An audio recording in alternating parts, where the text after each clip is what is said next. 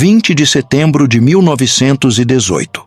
Um frade capuchinho estava sozinho na capela, rezando após a missa. De repente, viu diante de si uma figura luminosa. Cristo crucificado. Raios de luz saíram das feridas do Salvador e atingiram suas mãos, seus pés e seu peito. A dor foi insuportável. Ele caiu no chão e, quando levantou, estava coberto de sangue.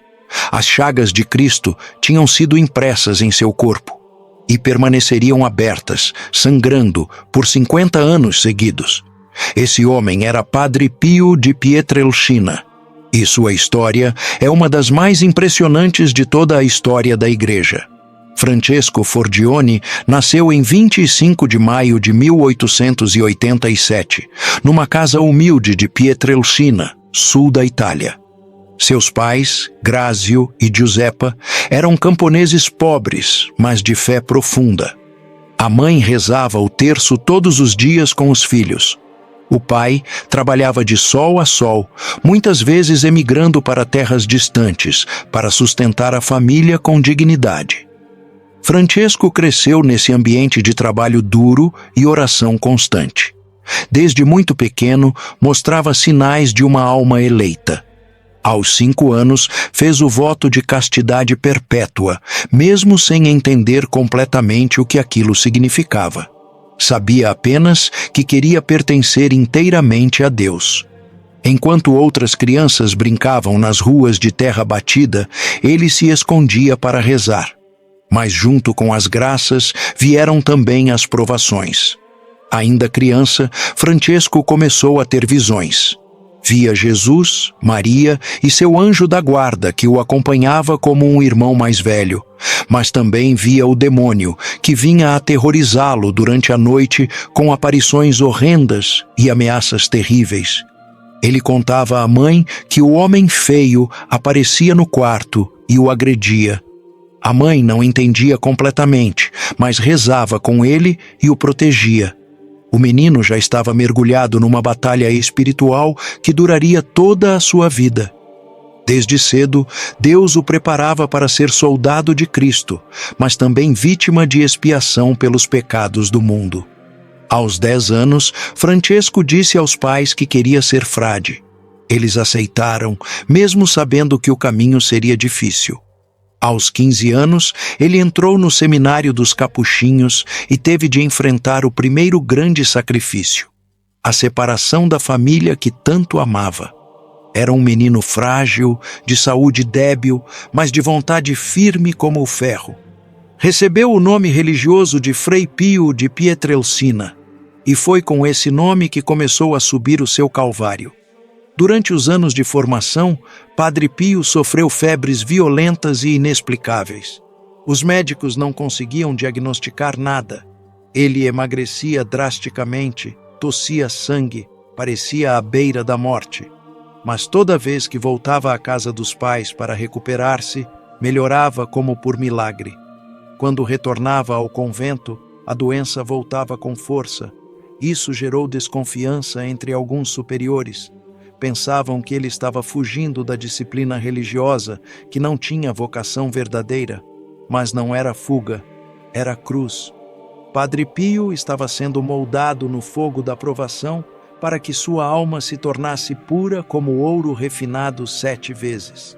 Foi ordenado sacerdote em agosto de 1910, num momento em que sua saúde estava tão frágil que quase não conseguiu completar os estudos.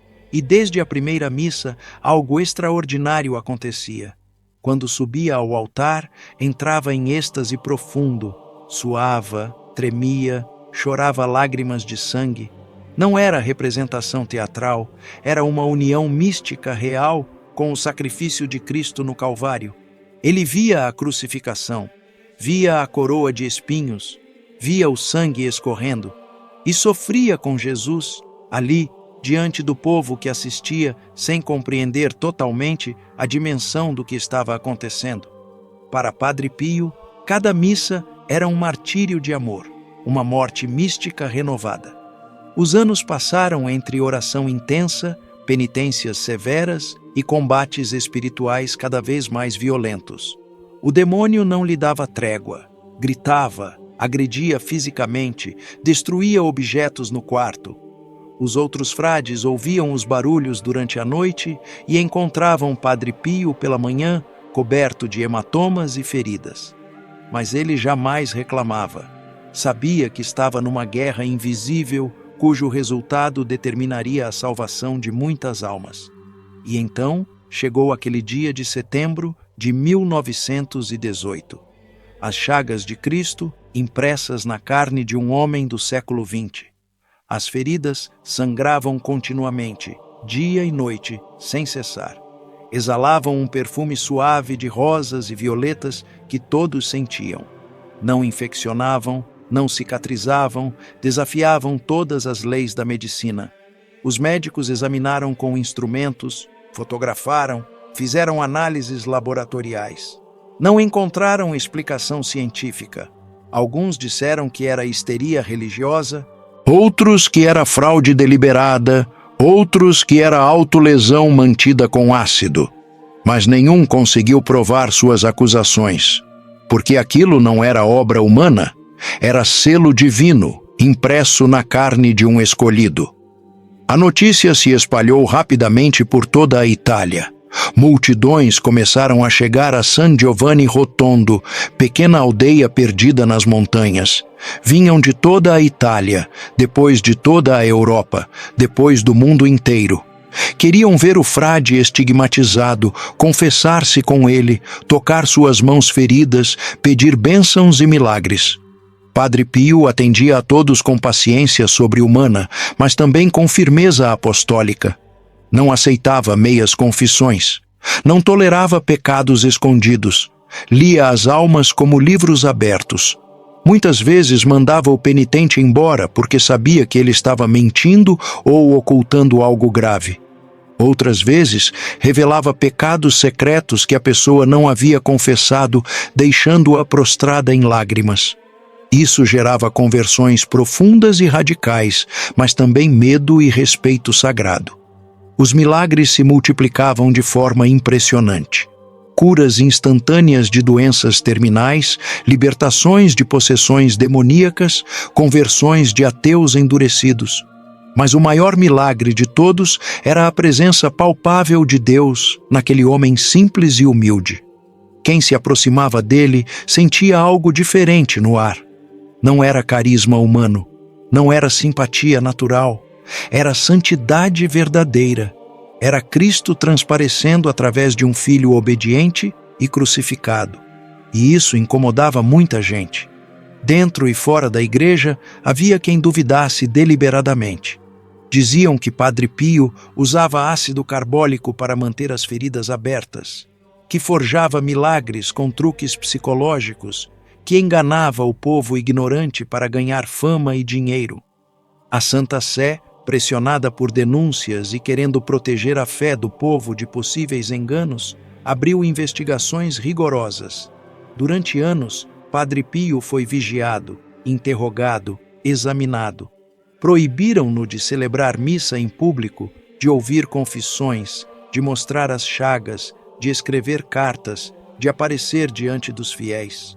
Foram anos terríveis de humilhação profunda e sofrimento moral indescritível, mas ele obedeceu em silêncio absoluto, sem uma palavra de revolta. Não se defendeu, não protestou, apenas sofria em silêncio e rezava pela igreja que o julgava. Essa obediência heróica, contra toda lógica humana, foi a maior prova de sua santidade autêntica. Porque um homem movido por orgulho, vaidade ou interesse teria reagido com indignação. Padre Pio, movido unicamente pelo Espírito Santo, entregou-se totalmente à vontade de Deus, expressa através da autoridade da Igreja, mesmo quando essa autoridade parecia injusta. Mesmo proibido e humilhado, ele continuava sua missão espiritual incansavelmente. Rezava 5 terços completos por dia, passando horas e horas com as contas entre os dedos feridos. Quando lhe permitiam, passava até 16 horas seguidas no confessionário, sem comer, sem descansar. Fundou grupos de oração espalhados pelo mundo inteiro, mobilizando leigos para a vida espiritual séria. Construiu um hospital monumental, a Casa Alívio do Sofrimento, onde milhares de doentes eram tratados com caridade cristã e competência médica de excelência. Padre Pio ensinava constantemente que a fé sem obras concretas é morta e estéril, e ele vivia exatamente o que pregava com palavras e exemplo.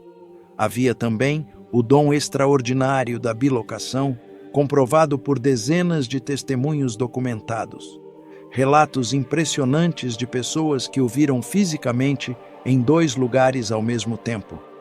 Soldados italianos na guerra que foram salvos da morte por um frade misterioso que lhes apareceu no campo de batalha, quando Padre Pio nunca havia saído do convento. Moribundos que receberam a visita e a unção de Padre Pio em países distantes, no exato momento em que ele estava celebrando missa na Itália. Tudo documentado em processos canônicos. Tudo real e verificável. Deus manifestava através dele o poder impressionante do sobrenatural, para que o mundo moderno e cético não esquecesse que existe outra dimensão muito além da matéria visível. No dia 23 de setembro de 1968, exatamente 50 anos após receber as chagas sagradas, Padre Pio celebrou sua última missa. Estava visivelmente esgotado fisicamente, mas com o rosto transfigurado de paz e alegria celeste. Naquela madrugada silenciosa, às 2:30 da manhã, entregou mansamente a alma a Deus, sussurrando os nomes de Jesus e Maria. E quando os irmãos capuchinhos foram preparar seu corpo para o velório, viram o último e mais tocante milagre. As chagas haviam desaparecido completamente. As mãos, os pés, o lado estavam perfeitamente curados. Nenhuma cicatriz, nenhuma marca. A pele lisa e intacta como a de uma criança recém-nascida. A missão dolorosa estava cumprida. O selo poderia ser retirado. Padre Pio foi solenemente canonizado em 2002 pelo Papa João Paulo II, diante de 500.000 de fiéis reunidos em Roma. Seu corpo incorrupto repousa venerado em San Giovanni Rotondo, visitado por milhões de peregrinos todos os anos, vindos de todos os continentes. Mas seu verdadeiro legado eterno não está nas chagas visíveis, nos milagres espetaculares ou nos fenômenos místicos extraordinários. Está na entrega total e incondicional a Cristo, na obediência silenciosa e heróica, na vida inteiramente consumida por amor sacrificial a Deus e às almas imortais. Ele nos ensina de forma luminosa que a santidade verdadeira é feita de fidelidade diária aos pequenos deveres, de sacrifícios escondidos oferecidos com amor puro, de oração constante e perseverante e de caridade concreta, sem limites nem condições. Que São Padre Pio de Pietrelcina interceda poderosamente por todos nós e nos ensine com seu exemplo a abraçar nossa cruz cotidiana com amor generoso, a buscar a conversão verdadeira e profunda e a viver cada dia como oferenda viva ao Sagrado Coração de Jesus Cristo, nosso Senhor.